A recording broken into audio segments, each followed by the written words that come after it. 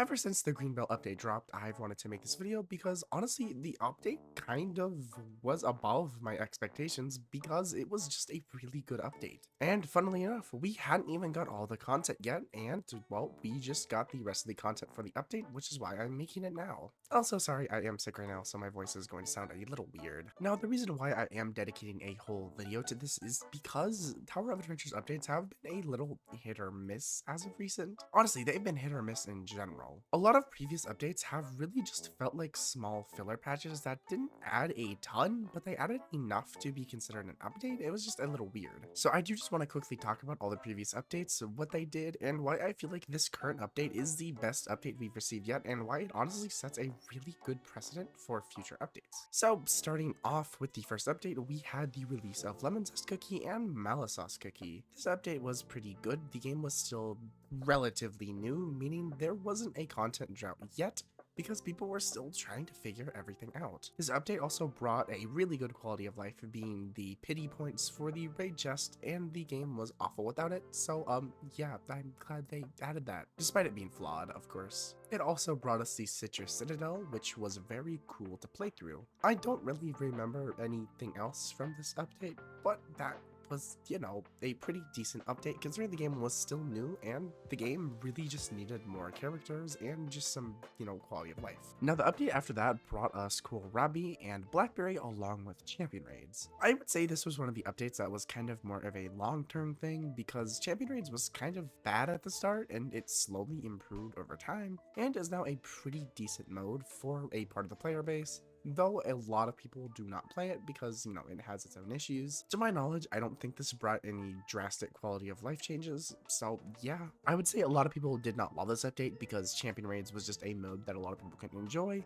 but at the very least it did bring 2 new cookies that are very popular, so, it has that. Now, the update after that is personally my least favorite update we've had yet, which was the Candy Drop update. I love Candy Drop as a cookie, don't get me wrong. Oh yeah, Kohlrabi update also brought the final chapter of the Citrus Citadel, so yeah. Anyways, back to the Candy Drop update. I personally just did not like this update. I liked Candy Drop, but the modes that it brought in were kind of mid, to be honest. We got Extreme Boss Challenge, which is a very good game mode now, but back then was absolutely horrible. Like, if they did not change the Extreme Boss Challenge, I can't even imagine. But it also brought Sugar Rush, which wasn't a horrible game mode by itself, but it was so unrewarding to play. This update was the first introduction of fortune cookies, which was only available through Sugar Rush, and while that doesn't sound bad, you got like 2 fortune cookies a day from playing Sugar Rush, and they weren't even like any guaranteed rarity. Like, bro, check any of the events we play now, and they're littered with fortune cookies, and they're giving out like candy, like cookies. Bad joke, I know. But I don't know, this game mode just, I think they could bring it back and make it work, but they would need to make it worth playing because it was just not worth playing. I took a very big break from both the game and making videos due to this update because I just did not have fun playing the game or making content for it because the content I thought kind of sucked. I'm being honest. I do hope that Sugar Rush does come back in some way, shape, or form with actual, rewards instead of, oh my gosh, 2 green fortune cookies, oh my god, yeah. Now, the update after that was actually a pretty solid update that had a lot of controversies attached. Cough, that one cream sort of costume and that one jalapeno costume. But, jokes aside, it brought a lot. It brought a guild revamp, I believe, was when guilds got revamped. It also brought the entirety of the costume system and a new chapter of the story and 2 new cookies. It was pretty good, I would say. Honestly, this update probably was saved by the fact that it had 2 cookies the update instead of 1, but that's just how it be. I really don't have much to say about it. I actually started playing the game again due to costumes and just, them adding more stuff to do and them making guilds actually worth playing. So yeah. I will say the one major controversy was how hard rainbow cubes were to get and how expensive they were, and just, I don't know, costumes as a whole were very drama ridden because unlike other games, they can't just give them out because they don't provide any gameplay benefits, so anyone who wants them has to actually pay for them. Or pray that Devsisters is feeling a little generous and, give some scraps. Anyways, moving on to the Basil Pesto update. This update was another update that was just unremarkable. I wonder why. He was the only cookie release in this update. He did release alongside his costume, and we also did get a blackberry costume, so, you know, there was at least something unlike a certain other update. Candy drop. But this also came out with a new story mode chapter and the cookie training, and I believe it had another rendition of Sugar Rush, though I'm not entirely sure. My memory is a little hazy. I just know that this update was also very unremarkable in every way, shape, and form. Kind of like the Champion Raids update, Cookie Mastery in the long run has been an amazing addition, but it just was not good short-term content. This was something that should have been in the game since the start, and this is kind of a trend with some of these updates, is it just should have been in the game since the start. And they added it as like, oh my gosh, this is a really big content feature that you get to play with. But no, it's not, because you don't get to utilize it until you wait 4 months, 5 months, 6 months, just months. I also think them adding a costume, a singular costume in place of content for a very content drought patch is also just kind of odd. Not the first time they've done it. They do it again, obviously, but, you know, whatever. Now, after that, we actually have a pretty decent update, which was the Sugar Globe and Peach update, aka the Christmas update. Now, I actually think this was a pretty decent patch, as it did actually bring quite a bit to the game, and it was a bunch of smaller features, but they all came out together, and it was just, you know, pretty good. First, we did get 2 new game modes in the Guild Wars, which was a very good addition, and Present Delivery, which was very controversial, but I personally enjoyed it. The important thing with Present Delivery is it did have a bunch of free rewards, so, you know, you can't really be mad about it. There was also a Christmas event where you get a free train background, and there was also a little mini event for Sugar Globe, which was cute. Also, again, a 2 cookie update, meaning it automatically just has a lot more content than some of the other updates because cookies are content. Yay. I don't believe this had any. Oh no, it did have 2 new costumes. It had Candy Drops and Lemon's costumes, which are still some of the best to this day. I don't believe it had many quality of life. It was an okay update. I lied. It's definitely probably one of the better updates as far as content goes. I would say maybe top 3, maybe top 4. But yeah, moving on to a very content drought update, we have the Halfversary update, aka Ice Mint.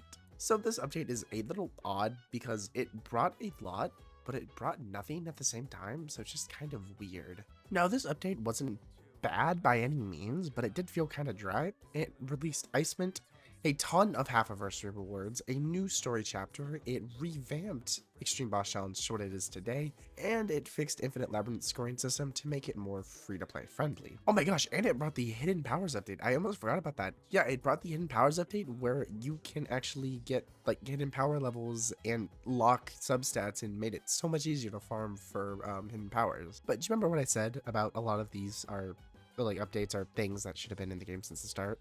This is kind of one of those updates. It revamped both Hidden Powers and Extreme Boss Challenge, but honestly, these 2 things should have always been like that. But I will say that it did make the game a lot better. I love Extreme Boss Challenge now, and Hidden Powers don't make you want to pull your hair out and cry and quit the game. But on the content side of things, it was kind of dry. I do think it brought some new Present Delivery maps, if I remember correctly. But again, Present Delivery isn't a core game mode, and not a lot of people enjoyed it, so it was dry for a lot of people. And the story chapters can be cleared in like an hour, and you're never going to go back to them, despite how fun they are. And a lot of people around this time were complaining about how the game was dying and how dry it was, and I think it kind of proves that you really do need to do more than just some small quality of life and some revamps. And it really did not help about the fact that it was a 1 cookie update. Like, that was not great.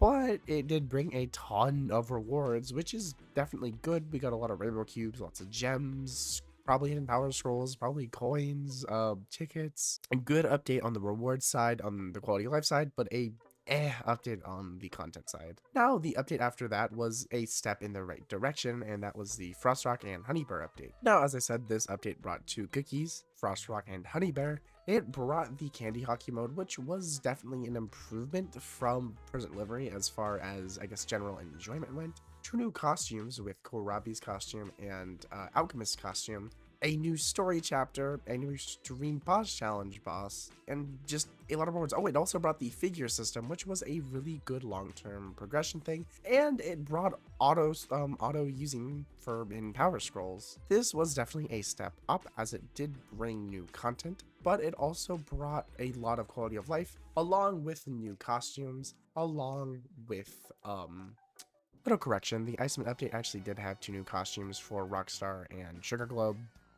They were okay costumes. I don't know why I forgot about them. Either way, this update was definitely a step up, introducing 2 new cookies instead of 1, along with still releasing a new story chapter, and introducing a whole new game mode, along with introducing some more systems for progression, like the figure gacha, and some really good quality of life with the Hidden Power Scrolls update. Then we get to probably one of the worst updates we've had as far as general player enjoyment goes, the Marbleberry update. This is essentially the Candy Drop Update 2.0 because it brought a whole lot of nothing. Now, this update can be summed up very quickly. We got Marbleberry Cookie, we got Tower Arena, we got a brand new minigame mode. I forgot to mention the minigame modes, but we got a new one because we have the same ones forever. We got the card minigame mode, we got a Rye costume, we got the Tower Rift ticket skips, and we got the ability to skip fortune cookies. If you notice, the only real content we got was Tower Arena, which 99% of people can't play. I personally really enjoy it, especially now that I've built more cookies for the mode and have grinded the mode a lot. I do think it's really fun, but a lot of players are not going to be able to enjoy it like I can. And the fact that we only had 1 new cookie and 1 new costume does not help that at all. Now, the Tower Rift ticket skips was very, very good. And the new card game mode, or the new little card minigame, was definitely enjoyable, but this update just lacked a lot of oomph. This update definitely needed a new game mode besides Tower Arena, and it does seem like they banked heavily on the fact that Tower Arena was going to be so much content. Ooh, yeah, it's going to be amazing game mode, yeah, let's go. But no one felt like that, and a lot of people actually complained about it heavily, and actually they don't complain about it a lot anymore, but when you release new content and no one can play that new content, that does kind of suck. I don't want to harp on this for too long because it's just whatever. I've already said it, but yeah. Finally, we get to what this video is technically about, and that is the Green Bell update. Now, I gotta hand it to Devsisters because I don't have anything bad to say about this update, surprisingly. First of all, the quality of life was absolutely amazing. The pity for raid chests no longer skips, and we get a guaranteed purple chest every 1st and 3rd raid of the day. That alone is insane. Oh, you can skip tower rifts. Yeah, well, I would much rather have this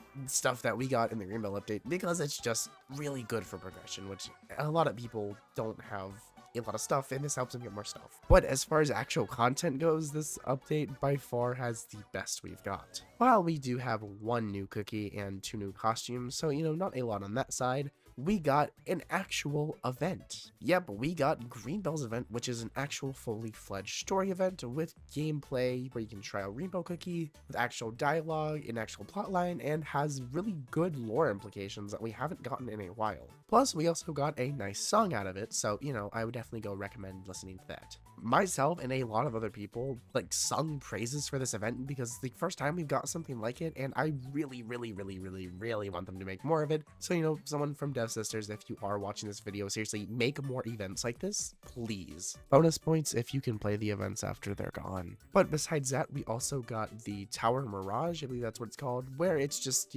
some quick little things you can do to get coins and gems and stuff, and it's pretty okay. I think it's good because it's a lot of free rewards, but some people really liked how you could push your limits and how you could achieve higher things, because there were badges you could earn from hitting specific, I guess, goals and specific levels that were really hard to do. So really competitive players would do that and they would feel accomplished, but it doesn't require a ton of effort from casual players to still be able to get all of the rewards that really matter. Now, that was all that I was going to mention if I had made this video before today, but we just got Tower Relay, and this is officially the best update we've gotten, and might be the best update we ever get for a good while, unless the anniversary absolutely blows us away. Tower Relay is a new game mode. I'm not sure if it's permanent. I really hope it is, because it is pretty fun. But besides the rewards, Tower Relay is actually great. It's a game mode that forces you to have 6 fully built teams, but you don't need 6 fully built teams, and you can get away with some kind of crappy